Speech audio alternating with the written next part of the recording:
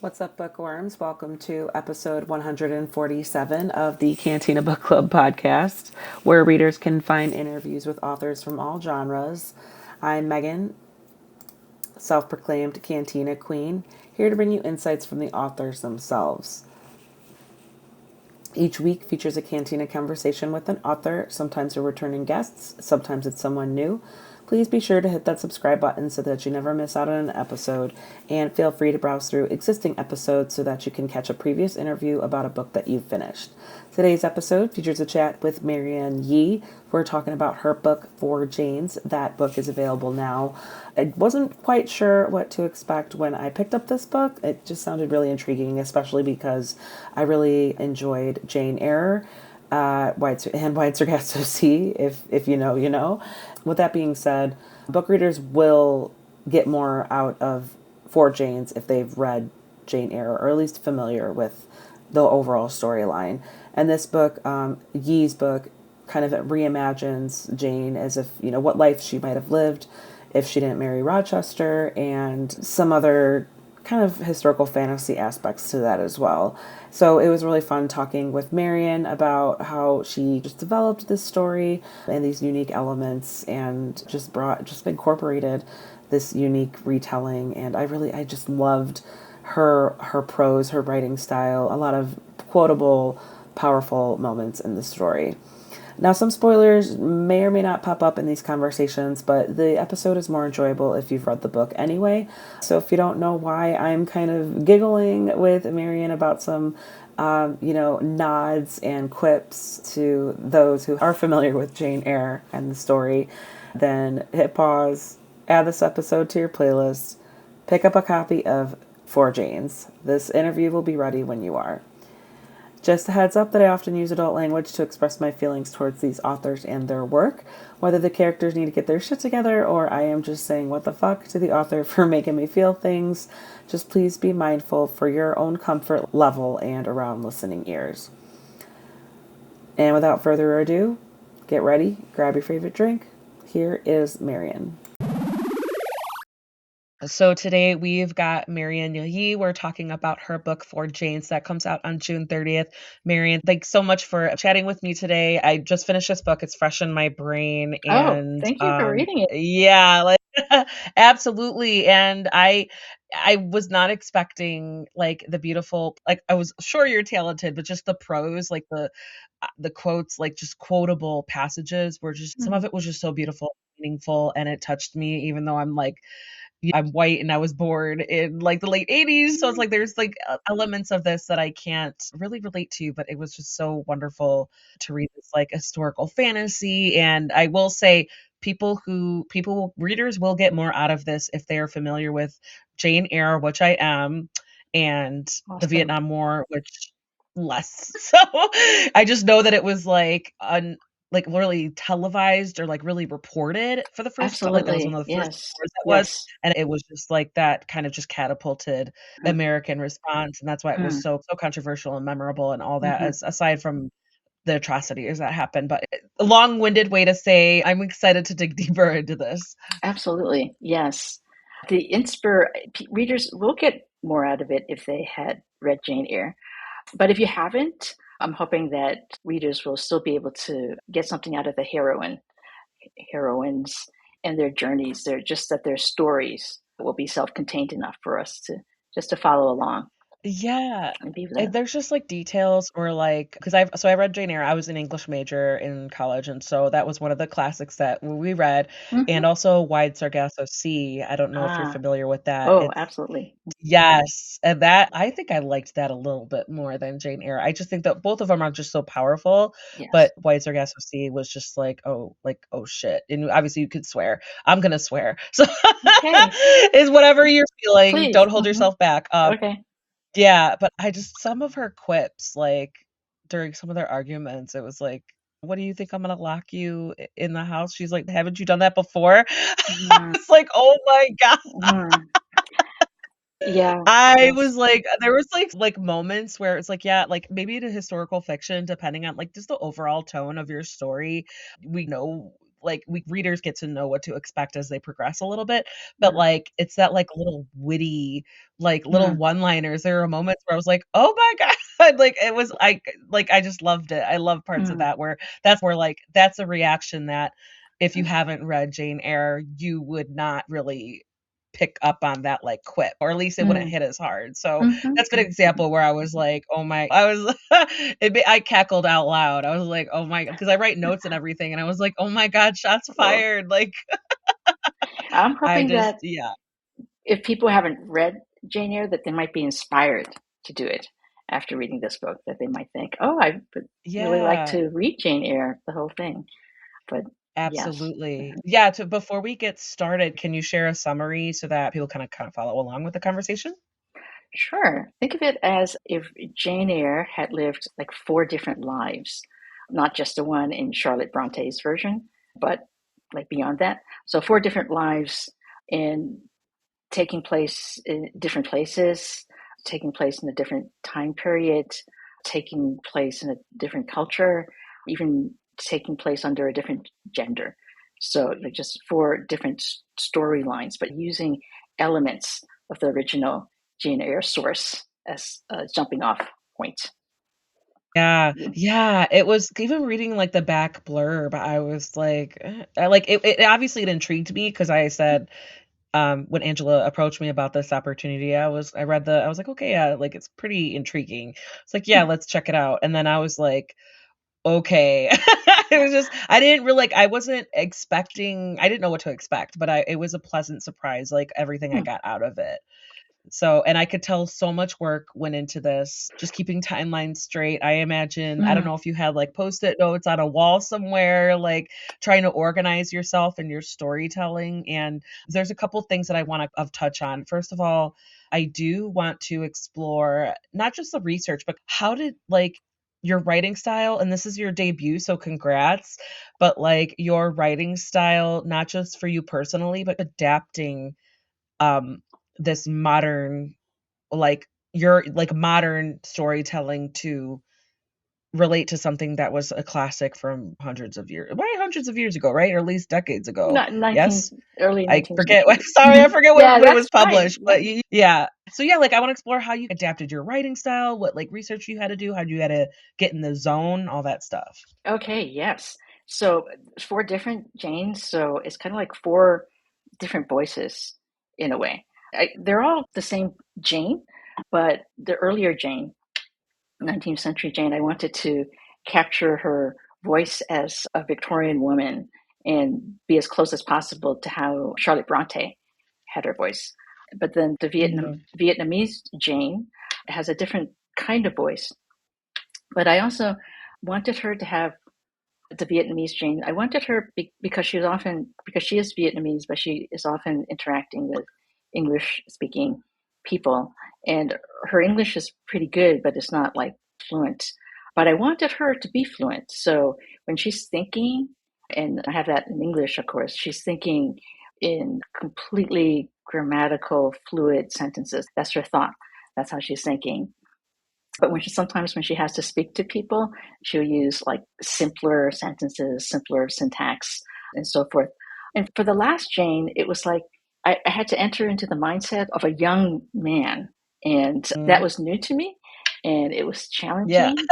It helped that I read a lot of literature from the point of view and voices of young men. I actually really enjoyed that kind of literature. So that was helpful to draw upon. But it was fun and challenging just to like try to get the voices and into the mindsets of each of these very different Janes. Yeah, I love that because just I love that you had fun with that because Hmm. Vin's point of view was like I don't wanna say his was the most interesting, but I could you made it distinct, like, his inner like, his point of view where you could tell he was more modern, you could tell Mm-hmm. he was a younger, like, obviously, like and also you still captured, like, the his inner turmoil, like, Oh, his thank story you. was Hmm. heartbreaking, Trang's story was heartbreaking, Mm, Jane, we all know about Jane and how, like but I loved it was fun to like read your creative liberties as to like, oh, what if she didn't marry Rochester? What if she did this? What if she did that? And then you took it up a notch and like, oh, what if she's a time traveler? What if she's like seeing dreams? And it's not, Mhm. maybe she's suspicious that they're not dreams. Like, and it was just like all these connections. Like I'm writing all these notes, like, wait, oh my God, it's this person, like just as definitely stronger. Like during the last half of the book, you could tell my notes become a little more like unhinged or like a roller coaster Mhm. of like emotions and realizations, because that's when like you kind of like put the first half to like kind of set the stage and let us know the story. But then the last half, you're just like, all right, I'm gonna put you guys through it, and then maybe I might Mm, hold your hand mhm, through it. Like, you're like mhm, mhm. Wow. so I wasn't, yeah, I just wasn't expecting it to hit me that hard, but, like, by the end Mm. of it, I was just like I stayed up way too late because I wanted to finish it. That's that I'll say that, and that's a testament to a very good storytelling where I was Mhm. like, I could just finish it right now. I could just finish. So I appreciate that. But I thought I'm glad you had fun because I could tell you had a little bit of fun with it, with I in did. particular. I would love to see your books with all your notes and just to like follow you along as a reader because you sound Oh like you really gosh. get so involved. That's I wonderful. know, I try. I do it, like, sometimes I do it even if I'm not interviewing, but I'm Mhm. supposed to, like, write a review, but Mm. I it helps me just to, like even if I'm never gonna use these notes again, it's just something about writing it down, like, helps brain processing. I do it, Yeah. like, at, like, even work, personal, like, to-do lists, this stuff, everything, I just write it down. It's just, it's something about the physical writing of it, so, like, it's good. I'm like, I'm not gonna if it ain't broke, don't fix it, right? I'm just gonna do it. Yeah. So, Yeah. like but yeah, I could take pictures, like, and send them to you, eventually if you're really interested, because it's like That would you be it's so hilarious awesome. to me. It's hilarious to me. Yeah. Okay, so I wanna explore your experiences as a debut author. Like, this is Mm, so exciting because mm. I was, like, scoping out your website, and it looks like you've contributed, like, short stories to anthologies, yeah? And Poetry and reviews. so yeah, so I kinda wanna explore, like, your experience as a debut author, biggest lessons learned, stuff like that. Yeah. Okay. So I've written other manuscripts, but this is my first novel that's being published, so that's pretty exciting. And I learned it's interesting. One of the things I learned about the process of being published is that you're in such a different place afterwards. As a writer, you're often alone. You're alone with your words, you're alone with your Mm, text, you're alone with your story. And then after the publisher picks it up, it's like you're not alone anymore. You've got an entire team. And that was great, but it also kind of took kind of getting used to. When you work with an mm, editor, a very involved editor, there it's almost like you're collaborating with them. They tell you yeah, all your decisions in the end will be yours. But what they put forward is interesting. I found myself engaging with it, and it did feel strangely collaborative, which was new, as I said, because often I'm just working by myself all the time. So having all that support was a little bit bewildering, a little bit wonderful, a little bit like, oh, this is what writing is like on on the production end of it. It yeah, isn't you anymore. It's you and others working together. And that was interesting. And the other interesting thing is to think that all these words that are on your computer screen as you're working, I work on the screen. I know other people mm, write longhand, but it still feels that's very wild. it still feels very abstract, but then all of a sudden there's something solid at the end of it. There's a product, there's an actual book, and so that seemed magical, that transformation into actual object. Yeah, Hmm. yeah, I know, I can't imagine. Like, how did you bring this story into the world? How long has it been living in your brain? Or maybe you've been playing around with it, maybe you wrote it 10 years ago and now you decided to do it? Like, what I wanna figure out your process because I think it's so fascinating as well. The book has taken a long time to be written. I 10 years may not be wrong from start to finish, but the start part did begin like much earlier. And it happened during a trip to Vietnam that I took with my husband. And we ended up a long time ago, and we ended up in central Vietnam in Hue. And that's when we met this bookseller. She had this tiny little bookstall on the side of the road. And she was reading an abridged copy of Jane Eyre to teach herself English. So that Oh my image God, was there we just so go. that was so amazing in my mind. It was like, here's this iconic Western text in the hands of, if you will, an Eastern reader, and it's like, do these things belong? And it's like, yes, of course they do. But in my mind, it was like, how interesting. So what a strange, unexpected juxtaposition. And so that made me want to write something, write something in a way that would actually bring these two worlds together, Yeah. maybe even literally together. So that was the inspiration. And then the actual I process took much longer. I Yeah. would've picked up on that like you. As Mhm. someone who's read Jane Eyre, and Jane Eyre was one of, like, the more memorable pieces that Mhm. I read, Yeah. during my studies. I would have been right there with you if I was on the opposite side of the world, saw someone who was trying to learn English, and that's what they ended up Yes. finding. I would have been blown away just like you. Oh, That's absolutely. That so was so fun. inspiring. Yeah. Yeah. Yes. Oh I my love that. gosh, and just the whole implication of it, like, because it's not people learning English through Sesame Street, like, Right. that's people learning English through a classic, and, like, Yes. something that was written so long ago, where the Hmm. Hmm. vernacular, Yeah. the prose, the writing styles were so different, even the way of life, someone who, like, that's just talking about, like, the writing, not to mention the overall themes, Yes. right? Just narrative of it, and I love that. That is so fun, and it's like, "Oh, what we don't know. Why wouldn't how could By like, that. why wouldn't that happen?" Right? It's like, "Oh Mhm. my god." Now you realize, absolutely, people in other countries might happen upon that and use that. Because 'Cause I'm like, I don't know if I could learn another language by just picking up a classic of a book in their language. I don't Like, think I don't so know if I could either. do that.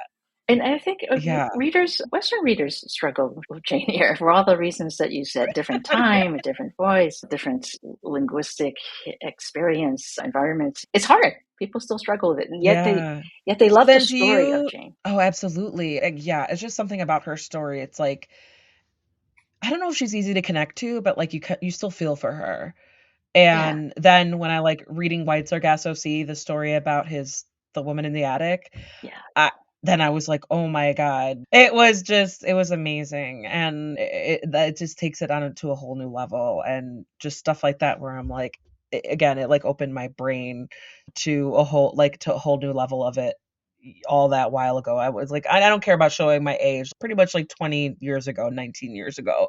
So I'm like, even like again, like 20 years later, and that still just is such a lasting like a part that I remember of what all the bunch of books that I studied during that yeah. time. I had the very Yeah. same experience reading White Sargasso Sea. It was just what it does is it's its own story, but then it makes you re-see Jane Eyre so Yes. differently as well. I Yes. mean, you're not thinking of Rochester, you just don't see him the same way again after that.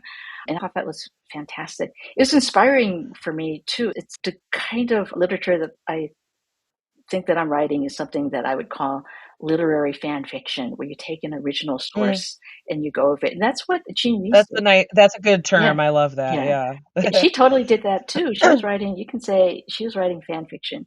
She took Jane Eyre and she took a what if question, or she took another character and like, let's give that person a background story. Let's find out. Yes. Yeah. 'Cause she So, deserved it too. She oh, deserved yeah. her own story. Oh my Oh, god, like absolutely. yeah, and just, like, even like, when I first started this story, it's like, "Oh, he died in the fire," and I was like, "Yep, there we go. We're already going Mm. back." Okay, did you, on purpose or not on purpose, put any parts of yourself into your characters? Because like, I do you speak Vietnamese? Or I'm sorry if I don't know the language that they speak. It's just called Vietnamese, I'm guessing? Yes. So let me clarify. I am not Vietnamese. I'm Okay. Chinese, and my character is Vietnamese. I do appear in the story it's a kind of a small part where she's talking about the Vietnamese Jane, that these tourists came up to her bookstore and they were the bookstall and they were talking to her, and then the woman like has a fainting episode and she goes back with them and she helps them because that actually happened, and I just wrote it into the story. So in that regard, I'm in the story. But in terms of my feeling connected to Jane as a Sorry, character, you mhm, fainted at the bookstall that you were just I, talking about? yeah, I was dehydrated, very Oh my dehydrated. god. Got Oh, all I was gonna woozy. say, did you need iron? Like, what were you like, what were you No, d it just wasn't and then drinking did enough. It's you and your hot. husband really were Mhm. like yeah, oh my god, see, I don't even know. So when you and your husband, did you end up, like, saying, "Oh, hey, do you wanna, like, come for do you wanna join us for dinner?" Or you just Yes, thought maybe, all that like happened. I like had this like woozy fainting spell in front of her bookstall, and then she was like helping to get me back to our hotel, and she hailed a pedicab and for us, and we jumped in, and then she jumped in, and it's like, oh, you're here too. And then we went back to the hotel, and she's like yelling at everybody, giving all these instructions, and we got up to the room, and staff was just kind of hovering over me. It was very embarrassing for me. And my Oh, I husband was bet, like, yeah. he's like watching all this, and I'm like, get all these people out of here. And he just thought it was hilarious because he's not having, You're you know, like, people "Dude, like, they're can trying to you, like, like read the close room, off the please? Can you pinching read my me?" nose. Yeah, so he thought it was hilarious. But anyhow, they all left, and she was there. She's a lovely person. We were talking to her, and we wanted to take her out to dinner to thank her, and she did. Yeah. She came with us. We had a lovely dinner with her. She's a wonderful Oh my person. gosh, that's so Hmm. special. Does she It know was. that your experience with her spurred on, like, inspired your literary project? We did communicate for a few years after that, but have lost touch with her. So we Okay, just yeah, have not sure, connected as for. happens, Yeah. yeah. Oh Wow. my god, you But should just send her a copy of your book, like that would be a like, pretty "Guess amazing. who you are?" Yes. No, I'm just kidding. Oh my god, yeah, so if you incorporated yourself into any of your characters of the story besides that. Jane as a character, she's very resilient. She's very smart. She's very strong. And I think people in general maybe identify with those characteristics that she has. She's a survivor. Sure. She's a very, very strong moral core. And we find ourselves rooting for her because she's really so much an underdog in the story. She's loved by Mhm. a man who seems unavailable. He's rich, he's older, and it's very unequal to begin with. But by the end, and what's also wonderful about the Jane Eyre story is that he doesn't just love her because he thinks she's like beautiful or rich. She's actually the opposite of that. She's always described as poor and plain. So it's really a meeting of the mind. And they're understanding each other, and just they're both a little broken in their own ways, and they kind of see that in each other. And Jane Yeah. comes back at the end, but when she does, she's on a more equal footing. She's gotten stronger. She has money in Charlotte Bronte's version. And Rochester has been injured, and his status is a little bit fallen. So they when they come back together, they do so on a much more equal footing. And I think people appreciate that she wasn't just somebody who was rescued or taken up, but that she made her own choices on her own terms.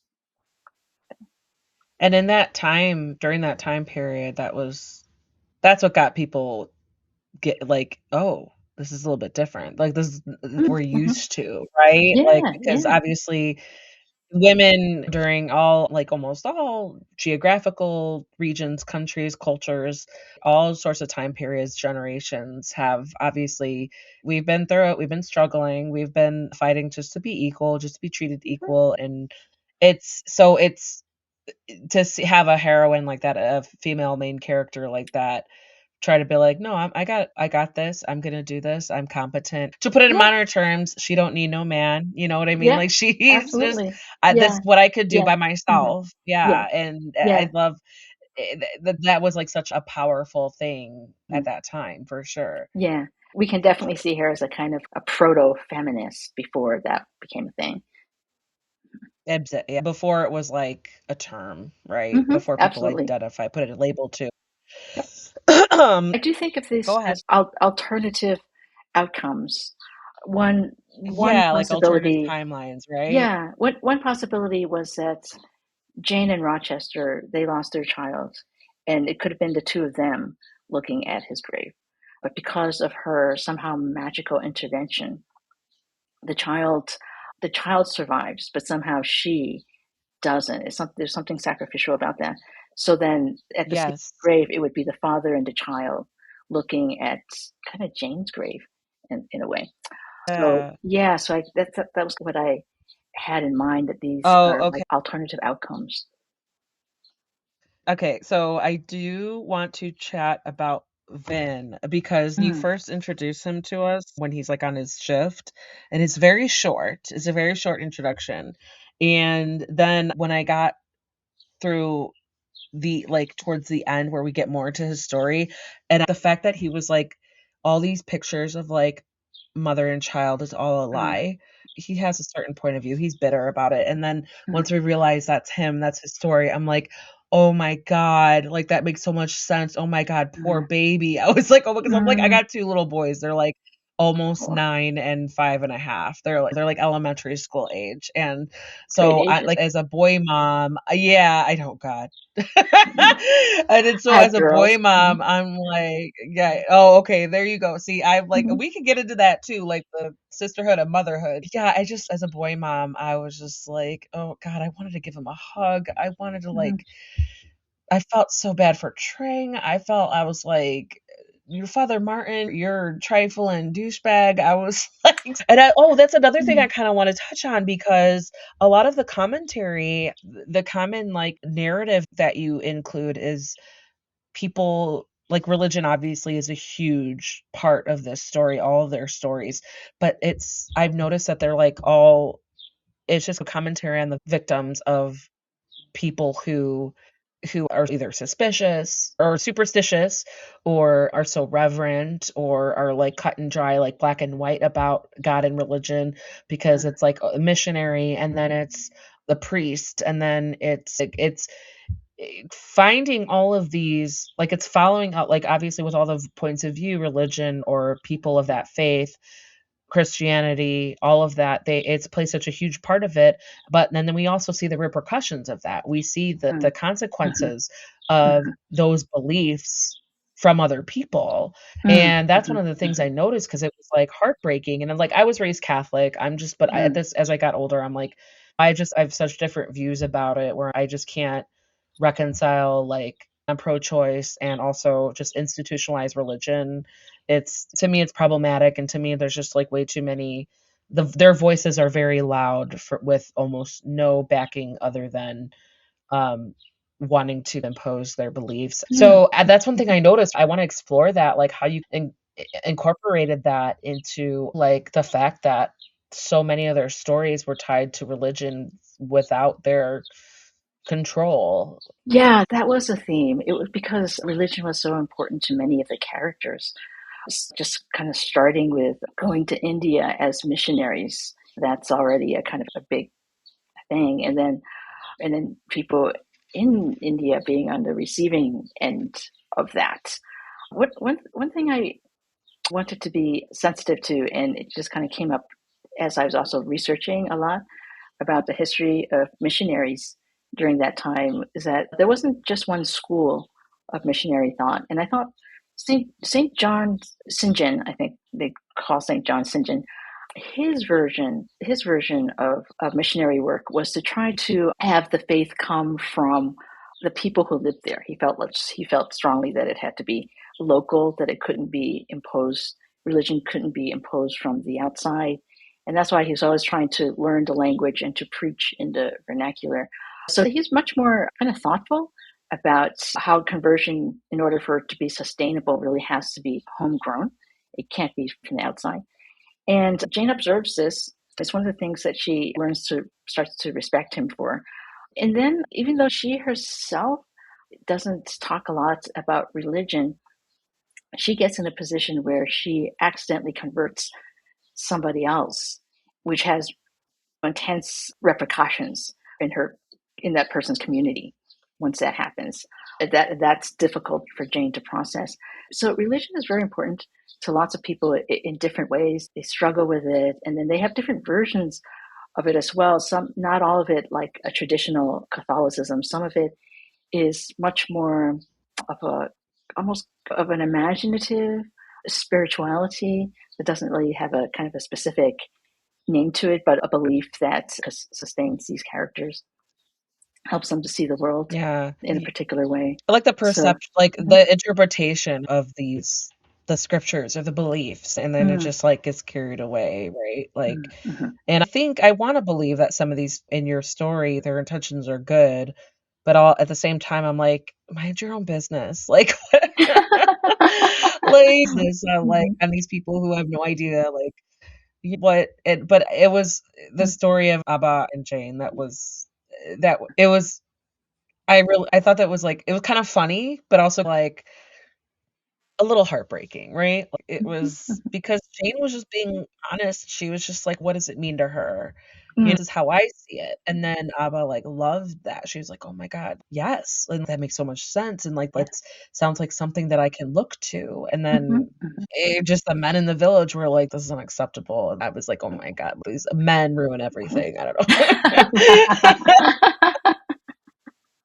Yeah, Jane should have And just that's been so in that's, like, charge. that's one of the things where you'll kinda laugh if I will send you my Mhm. notes because I think that's, like, really funny. Oh, I you'll probably I get would a love kick that. out of it. Yeah, because I that's would. one of the things where you'll laugh at. I Mm, also wanna talk about Vin's story that was, like, mhm, oh my god, I mhm, don't like, I can't relate to him, but I felt for him the most, I think, mm, mm, because he's just, like, as a child, he's a product of the situation and he had no say in anything, and, like, because of a result of people making decisions for him and thinking that was the best thing, but then he continues to get bullied. Okay, I'm gonna read I wrote it down because I thought this was, like, so okay. beautiful Mhm, in his point of view. It was like his errors in English reminded him of the cracks he tried to cover up to show that he did belong, that he wasn't broken inside. I was like I wrote, "Holy mm, shit, is that poetic?" I mm, was like mm. it was so beautiful, and that was, Thank like, just you. I felt like that was just such a powerful thought on his part,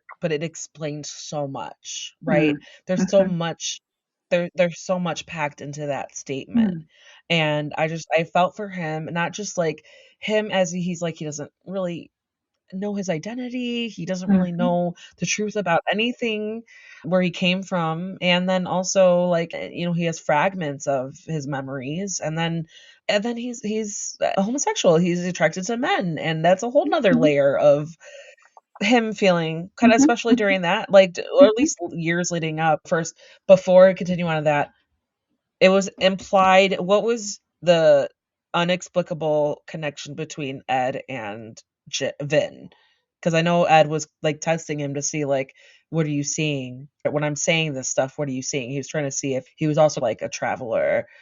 Who was Ed supposed to be? Was he supposed to be Edward? Yes?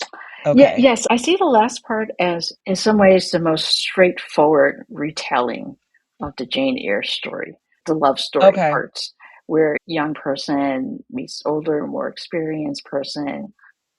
They is a kind of a meeting of the soul and of the heart, of the mind, falling in love, being betrayed.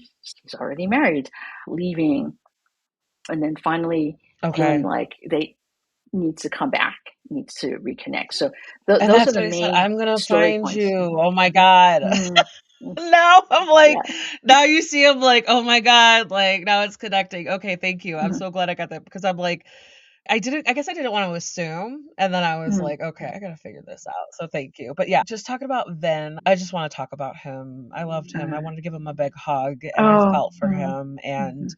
just what he went through and just what you put him through. Put him through the ringer. Mhm, mm. Yeah, and Ah, just, yeah. yeah. I in many ways, he's my favorite Jane. The one I feel also kind of most protective of. I think you're saying you feel that way a little bit too, because he's a child. He's a child who like just kind of went through lots of a sense of abandonment. He thinks his real mother is not his real mother. He thinks that the real mother is off in Ho Chi Minh City, and he's being raised by his aunt. So he's always felt abandoned in that way. And then just being taken to a whole new environment and having to survive. That again was straight out of Jane Eyre, because the first half of Jane Eyre is about a young orphan girl in this school for orphans, where it's very difficult. It's always cold and not enough food, and the teachers are mean. and the other kids are as well. And then young Jane has to kind of survive in that very kind of unloving environment. And she does, because there's one other girl, Helen, who befriends her and gives her this something that she can connect to. So that whole part, which is half of Jane Eyre, and then the other half is the love story, is they always seem like almost two different stories to me. But young Jane needing to survive in the school environments had always been a very powerful part of my experience of reading Jane Eyre. And so that gets recreated in my book with Vin having a similar kind of school environment where he has to like fend for Yeah. himself, but he has this friend who is looking out for Kenny, him, yeah. Kenny. And yes, this is kind of part of his finding strength and independence, and that will help him through the second half when he meets somebody who seems to like be able to see him in a way. He feels seen by Ed in a way that he doesn't, certainly not with his previous lover. But here's somebody who like sees him and treats him much differently than the previous I boyfriend. And this loved is I loved what you did with their like developing flirtation, especially Ed with the sketchbook, and he's like, "Oh, you drew me younger and taller and hotter." And then he's like, "Okay, my turn." And of course, Vin is like mortified, and I was like, "Oh my God." And but then he drew it, and he's like, "Really? I know I'm skinny, but a stick figure?" I love that. yeah. I would love to see, like, if you continue, like, to write more, I love your funny side, your humor that you Oh, stick in there, I 'cause, do get the humor like the part little too. I had fun with those. yeah. Yeah. Yeah, Mhm. absolutely. Okay, I'm gonna ask you some fun questions before we Hmm. sign off here. Sure.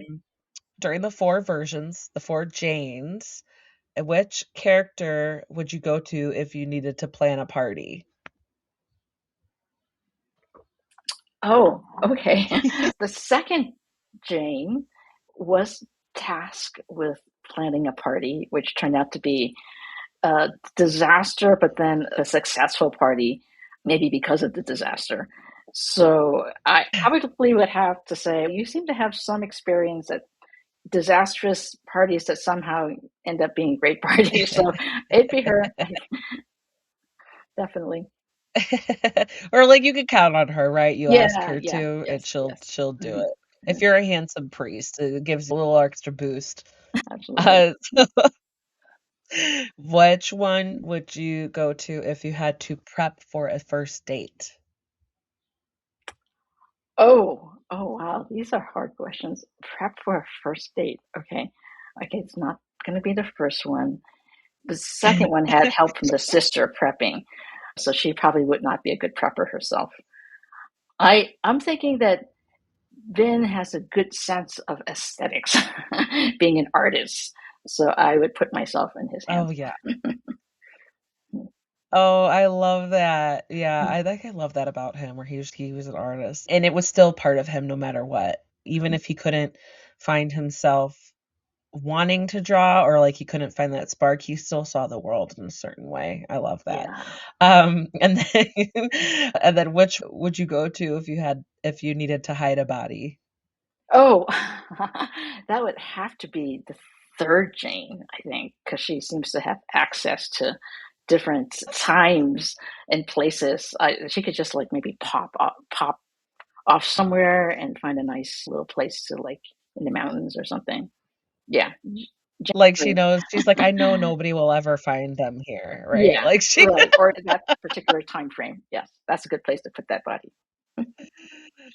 Oh my gosh, that's so funny. I like to ask authors these like fun random questions, and I was like, "Oh, I'm gonna throw this at her anyway." Okay. It was like totally opposite of the vibe that that Yeah. that you had. Okay, so one more. This is for you personally. Okay. What name would you never use for a female main character or a male main character, or you both? That I would never use. Oh, huh. Like, if you have any Um, strong feelings like, "Oh gosh, mhm. this was an ex, I'm never gonna use that name," or this is my kid's name, I don't think I could ever use that name in a Oh, novel, or just a name that you don't like. every time I think of one, I think, "Oh, what's wrong with that one?" Yeah. I'm thinking maybe Bruce. I don't know why. Bruce. Yeah, just that. I'm sorry, I love how much you're struggling with this, and then you came up with Bruce. And then I called Bruce up. But yeah, now that I feel very strongly now that Bruce will never appear as a character. Maybe a villain.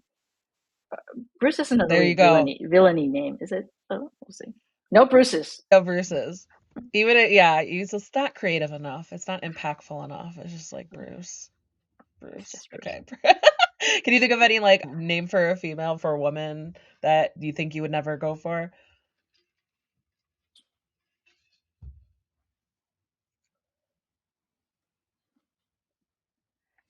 I not that I it's not that I don't like this name, but I don't think I'd ever have a Winoma female character because everyone would think Winoma Ryder. So it's like, oh, so I can't use that name. Everybody will have that first association.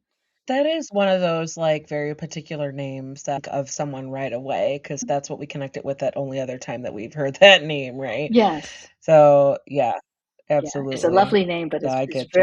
I get very connected to a very specific person. yeah. Not like Yes, Bruce, and absolutely. No, I anybody can agree, be a and I could Bruce. see that too.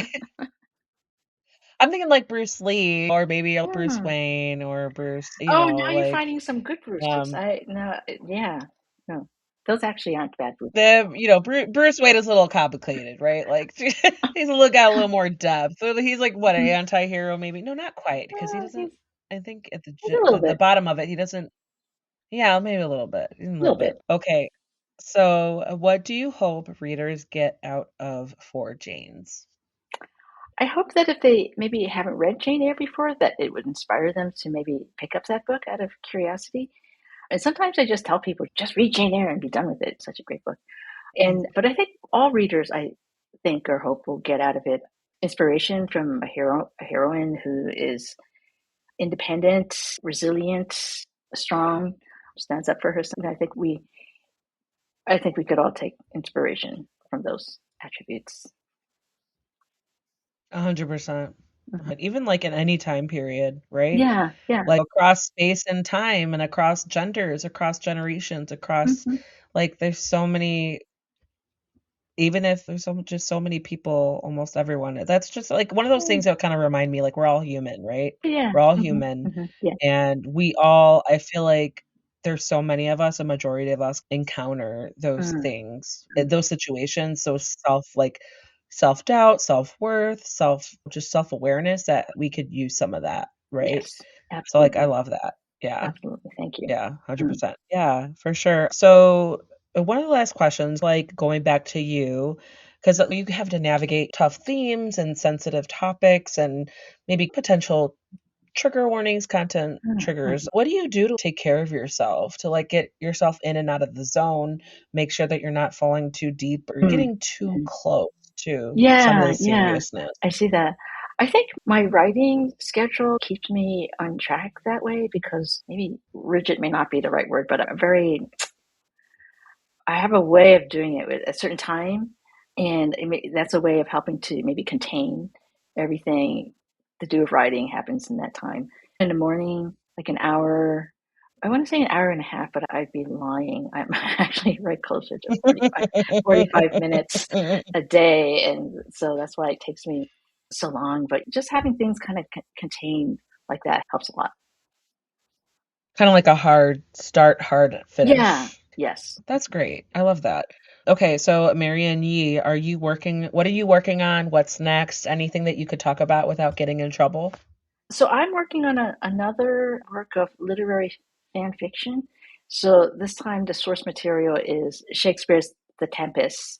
And the story is going to be an exploration of climate change, environmental collapse, and it's really exploring the relationship between humans and nature. I think those are the kind of the themes I'm going to be Mm, working with, and then using the tempest as a kind of something to play off of. Yeah, definitely take care of yourself with that one too, because I Oh, imagine you could yeah. go down some rabbit holes and And just even research in general or just, like, looking at the world around you and being yeah. like, "Oh Mhm, my god." mhm, That's because that was one of the things where I was like, I'm wanna be aware of current events and issues and stuff, and mm, because mhm. especially in today's day and age, we could just get pulled into so many different directions, but Yeah. even one of the things where I was like I was wrestling with myself, my husband and I were like, "Okay, do we want a third?" And I'm like, "The Mm, planet is dying, like, do we" mm.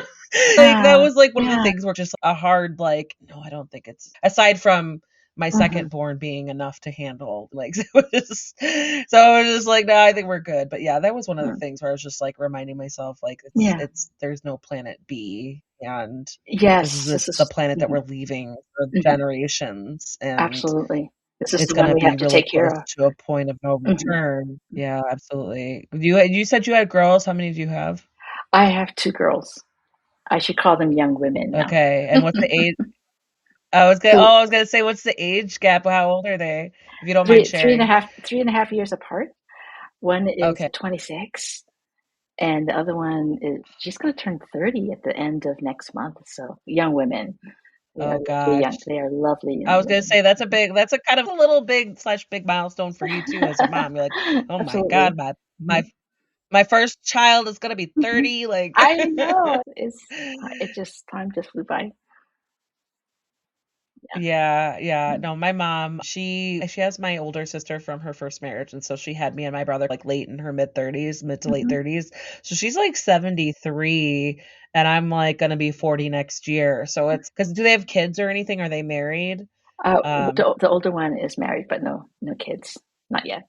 okay, 'cause the thing that I'm like oh my gosh, it's like the I'm sure you notice this, like, with your own you growing up and having children is like, "Oh, now that I'm leveling up, now that I have children, and now that I'm growing up and, like, learning more about myself as a mother, as a partner," and then it kind of helps you look at your parents in a different Mm, light, right? mhm, Like, now you have a little level of understanding, mm, and now you are like, "Okay, this makes sense, and that makes sense," and it's like, now I understand, I give them a little more grace of these are just their personalities, and they did the best of what they mhm, could with what they had, you know what I mean? So it's like, mhm. I it's just things like that. That's what that reminds me of, Oh, and it just makes me reevaluate what kind of mom do I wanna be, like, mhm. what effort do I have to make that doesn't come naturally, and Yeah, it's something that I yeah. struggle with because 'cause I'm like, I never saw myself as a mom, but, like, everybody tells me, like, "No, you're doing good, you're doing great, like, you have the personality for a mom." No, it's like, "No, I don't." Like, because especially because they're 2 boys and they look like straight up fair skin, blonde hair, and that's also an implication because 'cause I'm, like, half Mexican, and so I definitely wanna make it I wanna Mhm. keep that in mind too, is Oh, like, yes. yeah, and Mhm. you're Yeah. white, Mm, and for you to understand your place in the world and understand the place of others, and mm, just mhm, so it's just mhm, like, I feel like mhm, so much mhm, pressure, even though I was like, "Okay, I mm. could just take one day at a time." But I'm just like Absolutely. but just Yes. things to keep in mind, yeah. Yeah, yeah. I did have a question for you.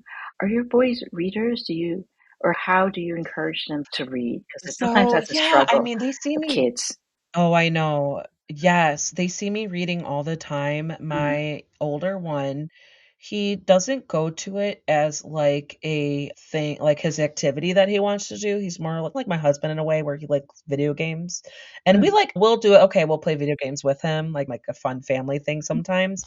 But for reading, like he loves the Dogman books. mm, Whenever there's a new Dogman book coming out, he like sees it, he gets excited. He's like, "Mom, I want it." And even at school, he like a reading time or the mm, library time, he's good. He doesn't show any mhm, disinterest. He'll choose his time, even like in a classroom. He'll be like, I just want to sit here and read. mm, So he does it like on his own terms. He does draw. If we're at home, he's like, I'm not in school. I don't know. You know what I mean? So mm, he doesn't use it as a hobby at home. The younger one, I think he's gonna be a little more drawn to it. He's a little more like the more creative, the artsy type, because he's the one who likes to draw, he loves to paint, and then because he's entering kindergarten, like, so he's just mm, learning to read, spell his name, and mhm, recognize words, so he's still there, but I'm like I'm looking forward to him being, like, my reading buddy, you know what I mean? To encourage him to read, I read to them occasionally before bed, or I will always buy them books. Like, toys are another story, but I tell them, like, You don't even have to like, if you want a book, no question, I will buy it for you. Oh, But that's they've got, awesome. like, their, like, little yeah, they got their own little sets of series and stuff, like hand-me-downs, and I Mhm. try to encourage it, like, they got their own little bookshelf, but it's just they see me reading, so I feel like that's, like, just overall a very good way to, like no, Yeah. like but then my older one, when he gets an attitude, he's like, "You're just obsessed with books." I'm like, "Yeah."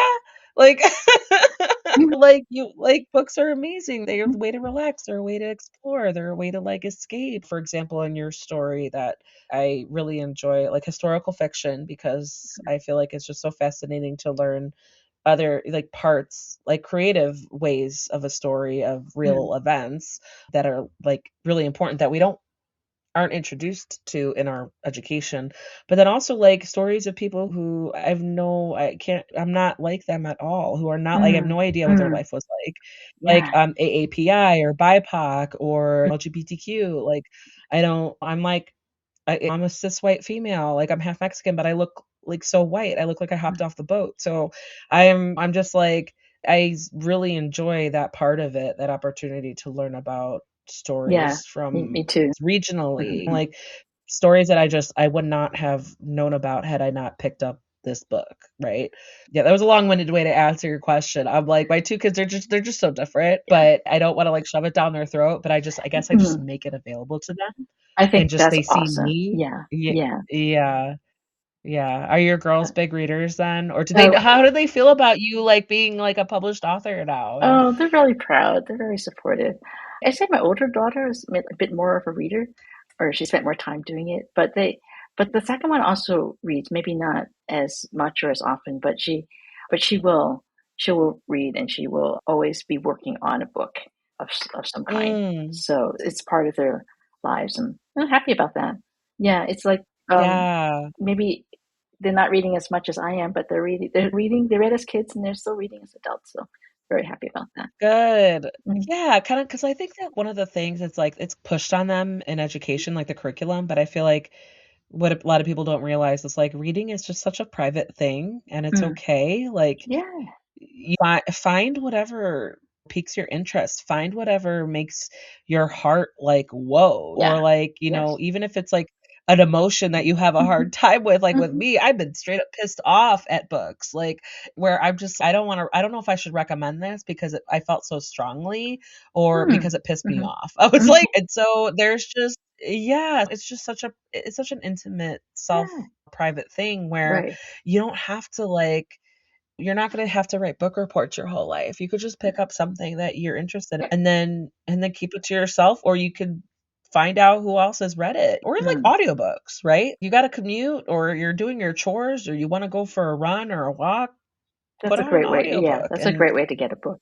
And thank you for having a absolutely. podcast where you're like getting books out to your audience. I think that's awesome.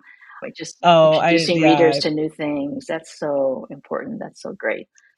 I like all types of genres, and I like that I'm able to help you all promote your work Yes. if it's not romance or if it's not romantasy. It's just like I love a good thriller, or I love a good historical fiction. And the more I read, the more I realize like, oh, that is actually one of my favorite genres. And there are stories that like stick with me and there are conversations that stick with me too. No, and I no, you're welcome and it's awesome and I love what I do. I love the opportunities that I have because even if like I don't know, if I for some reason I wasn't doing this anymore, I would definitely miss it because 'cause I'm like, Mm. "Oh, I get to read them and then I get to bug you guys about it and be like, "Excuse me." Like, Yeah, I have a what a bone great to job. pick. Yeah, because So, absolutely. we don't get to ask Bronte what she was thinking, but I wish we could.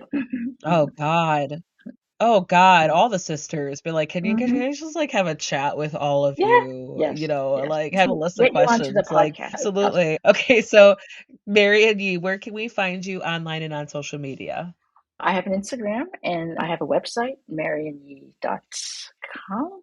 So you find me there. Visit me there. Perfect. I know I follow you on Instagram and I got your website and I'm just like creeping on you a little bit, but absolutely. I love that I could just like keep up with everything that you got going on. So Marian Yee for Jane's, that comes out on June 30th. Marian, thank you so much for your time, for your Thank answers, you. for being patient with my questions Thank and you so much. exploring all the Yeah, absolutely. Just exploring your experiences and all that good stuff. And if and when you are ready to promote another title, feel free to come back. I'd love to chat again.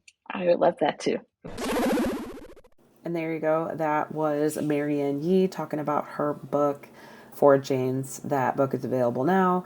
Check out the show notes to see links where you can find Marian online and on social media and where to purchase the book. In the show notes, you'll also see where to find Cantina Book Club on your favorite social media book communities, such as Bookstagram, Book Talk, BookTube, Threads, Facebook, and more. And I would love and appreciate if you could hit that follow or subscribe button so that you are never miss out on book reviews and author interviews. If you have any book loving friends who are looking to get more out of their reading lists, please share Cantina Book Club with them so that they may find upcoming releases and interviews with authors. Another way to help this podcast is to head over to your favorite podcast player and give Cantina Book Club a rating and review. It helps me reach more potential listeners and fellow book lovers like you. And that goes for any podcast that you listen to. It's one of the easiest things that you can do to help out.